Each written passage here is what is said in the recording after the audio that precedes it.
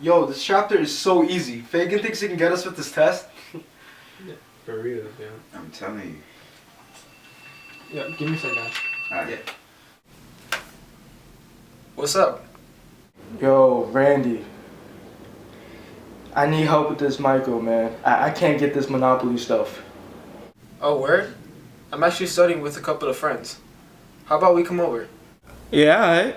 Okay. That sounds good.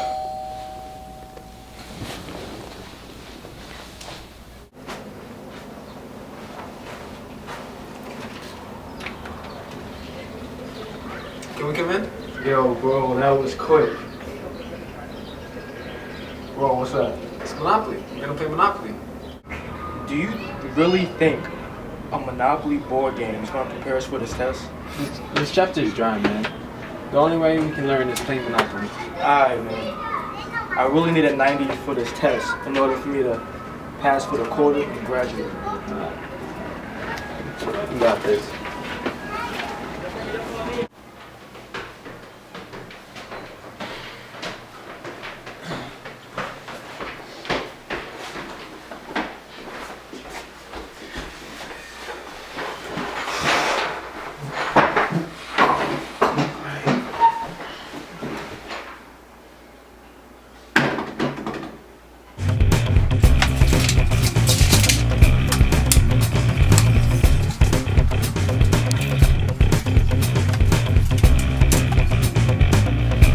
You guys ready? No, give me a second, give me a second. Hold on.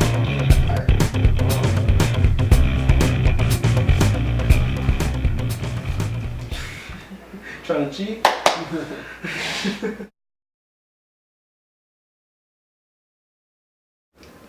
Alright, my turn. 6. 1, 2, 3, 4, 5, 6. Okay. We've been playing this game for a good hour and I still don't understand what a real Monopoly is. Haven't you been watching? We've been trying to create a Monopoly for a while now. How? Oh my god. I'm gonna fail, man. Listen, when we started playing, we established that there are these things called barriers to entry. Barriers to what? Barriers to entry. They're one of the signs of a monopoly. There's three kinds of barriers: ownership, legal, and natural.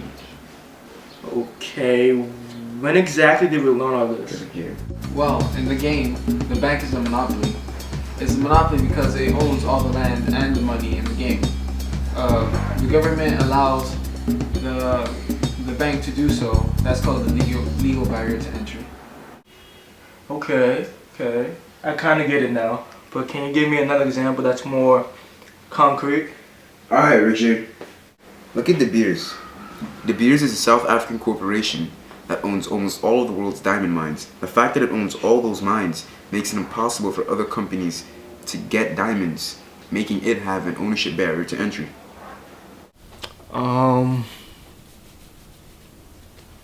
Look, sometimes governments restrict entry by giving one firm the right to produce an exclusive good. Take, for example, the MLB. The MLB owns all the teams in the United States for baseball, and the government gives them the legal right to, making them a legal monopoly. You get it? Yeah, I get it. A natural monopoly occurs when a firm can supply a good or service at a lower cost than two or more firms can. Like, let's say the water here we get in New York. It's provided by a water company, and it can give it to us at a lower price than any other firm can, and still make a positive profit. Oh, I see it now. I see it. A natural monopoly arises when there are economies of scale over a range of output. Here, take a look at this graph. Wait, what do these lines mean? Well, this line represents average total cost. The cost is high because when there's low output, there's a high cost. Cost goes down when output increases, but it never touches zero. You get it? Okay, but can you break it down to something that I can relate to? Alright. It's just like buying hotels. It might be more efficient to buy 3 houses than to buy a hotel, since the hotel is more expensive. Besides, the probability of landing on a hotel is really low. You can increase the probability by adding another one, but you've spent way too much money for you to make a profit. You'll actually lose money. Oh, ciao.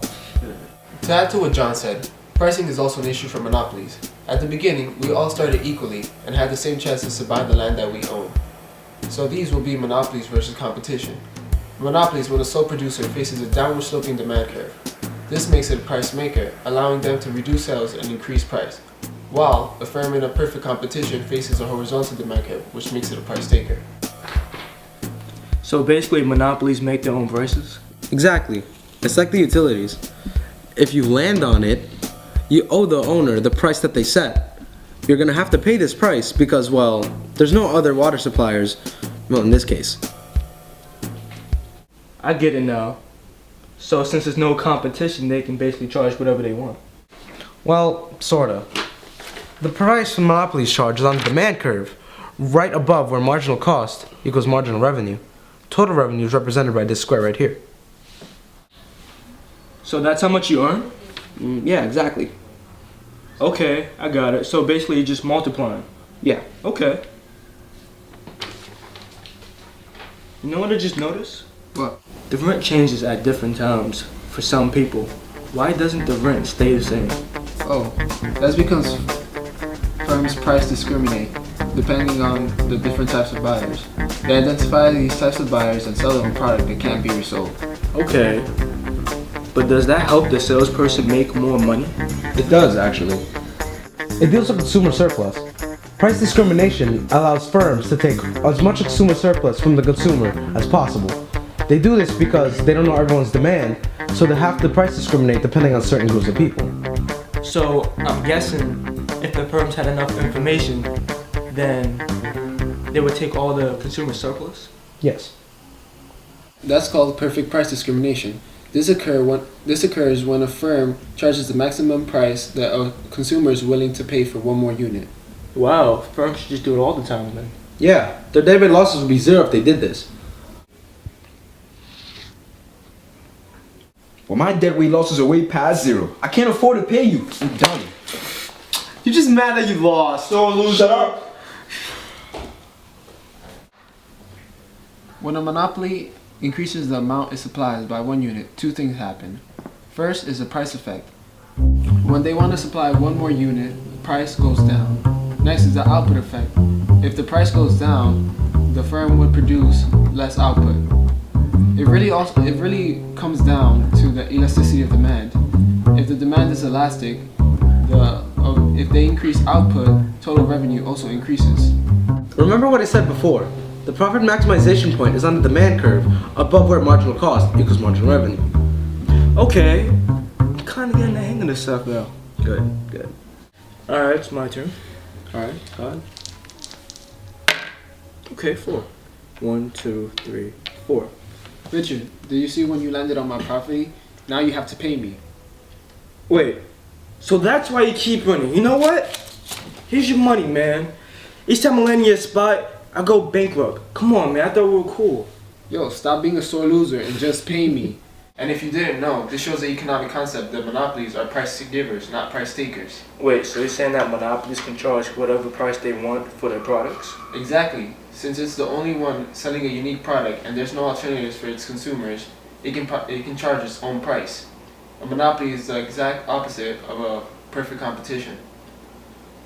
Since firms in a perfect competition are selling the same product as everybody else, they have to sell as much as they can based on what the consumer wants to pay and what other people are selling the same product for, right?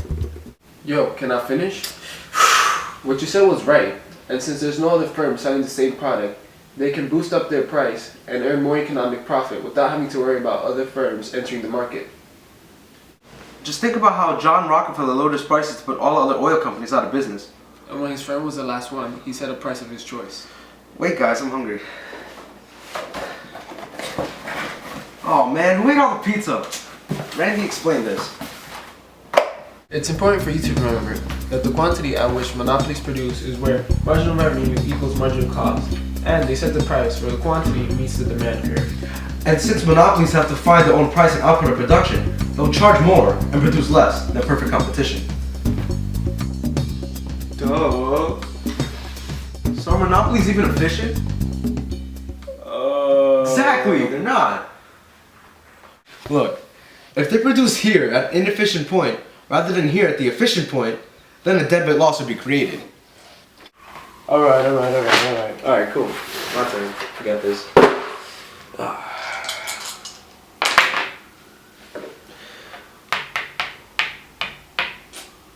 Oh, this is so unfair. I'm broke. I can't pay you that.